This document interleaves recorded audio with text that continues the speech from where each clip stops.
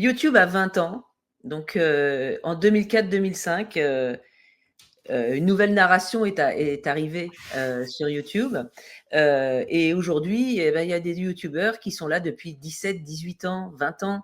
Et je voudrais revenir un peu sur l'évolution de l'écriture sur YouTube, du style YouTube et de l'inflexion qui est en train de s'opérer sur le format long. C'est vrai que si on reprend les grands YouTubeurs américains, ils ont beaucoup changé de style. Ça a été du face caméra dans sa petite chambre, mal décorée, etc. Puis ça s'est professionnalisé. Et puis aujourd'hui, l'algorithme de YouTube fait que pour faire de grosses audiences, des audiences massives, aujourd'hui, il y a 600 chaînes millionnaires sur YouTube et 6 000 de plus de 100 000 abonnés. Donc, c'est dire qu'aller chercher le temps d'attention, c'est un vrai challenge, d'autant plus que le temps disponible supplémentaire sur les écrans, il n'y en a plus. Donc, c'est vraiment aller en prendre aux autres. Et l'algorithme a vraiment facilité et favorisé les gros coups, d'abord de publier beaucoup, de venir faire des célébrités, des défis, de vraiment aller accrocher l'audience.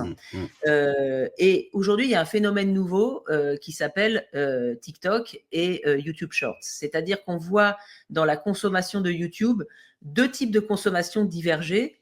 D'une part, un usage mobile avec des shorts, et puis à côté, de plus en plus, une écoute et une utilisation desktop, voire télé. En termes d'utilisation, aujourd'hui, la durée d'écoute sur desktop, c'est plus de 20 minutes par jour. Donc, il y a une réalité. Et donc, par rapport à ce nouvel usage qui est de je m'installe devant mon desktop ou je m'installe devant ma télé, donc ça veut dire plus de 20 millions de gens qui regardent YouTube sur leur télé chaque mois, et ben, de proposer quelque chose de différent.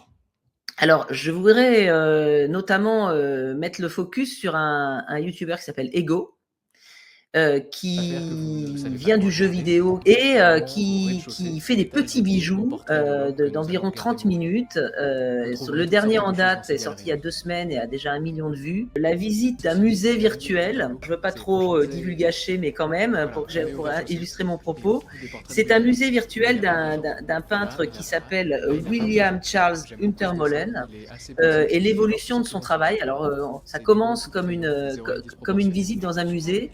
Et en fait, ce peintre a été atteint de la maladie d'Alzheimer et à travers sa peinture, on descend dans les méandres et dans la souffrance que provoque l'Alzheimer. Et donc, c'est finalement une vidéo sur Alzheimer, mais avec un storytelling absolument dingue. Moi, je trouve que ça fait partie des chefs-d'œuvre de YouTube, honnêtement. Et finalement, génère derrière des commentaires et une sensibilisation et une émotion qui fait que ça libère la parole sur Alzheimer, notamment auprès de cibles jeunes, que finalement aucune émission de télé ou même campagne va provoquer un tel engagement, une telle interaction. Donc, c'est vraiment un thème hyper fort. Et je dirais qu'aujourd'hui, la force du format, il y a quelques années, on disait la force du format, c'est un format bien produit, avec des effets spéciaux, etc. Et aujourd'hui, le format qui marche sur YouTube, c'est le format qui est fort en émotion. Donc, ce sont des gens qui vont produire beaucoup moins, qui sont passionnés, qui vont faire quelque chose d'extrêmement riche, documenté, bien écrit et différent, et qui vont générer des très fortes audiences. Donc, on se rapproche un peu d'un modèle télé, mais pas tout à fait, parce que le modèle télé, c'est quand même, je crée un format télé, et puis, par exemple, un format de jeu, et puis, je vais changer d'animateur, alors que sur YouTube, c'est j'incarne quelque chose, je suis quelqu'un, vous avez affaire à quelqu'un, ma chaîne, c'est quelqu'un. Et par contre, au cours de ma vie sur YouTube, je vais changer de format. Donc, en fait, Ego avait fait, il y a à peu près un mois, une vidéo sur l'IA et les biais de l'IA à travers un petit jeu consacré au trombone. Donc, je vous invite aussi à regarder cette vidéo. Donc, en fait, on ne sait pas où il veut nous emmener et il tisse des fils et à la fin, ça devient un discours, un propos très, très fort. Donc, presque, je dirais presque un télo. Mais les gens attendent ces vidéos-là. Alors, ça existait pas mal dans le jeu vidéo aussi. aussi, il y a un mec qui s'appelle The Great Review, ou Combo. Enfin, voilà, il y a des personnalités qui savent raconter les jeux comme nulle part ailleurs. C'est pas non plus la même chose que Kaizen d'Inoxtag ou les courts-métrages de Cyprien, qui finalement sont des essais de sortir de l'écriture YouTube pour aller dans des écritures classiques comme le documentaire ou comme le court-métrage, avec plus ou moins de succès, mais je dis pas que c'est pas une piste qu'il faut suivre, puisque ça a marché très très bien. Mais il y a une écriture YouTube qui commence à s'exprimer dans la longue durée. Et même, moi, il y a un compte que j'aime beaucoup qui s'appelle Kurzgesagt, ou In a Nutshell. Ce sont des graphistes qui produisent une vidéo par mois, extrêmement dense et documentée sur des sujets comme où va l'univers, c'est quoi un trou noir, etc. Ou pourquoi il y a des guerres en ce moment.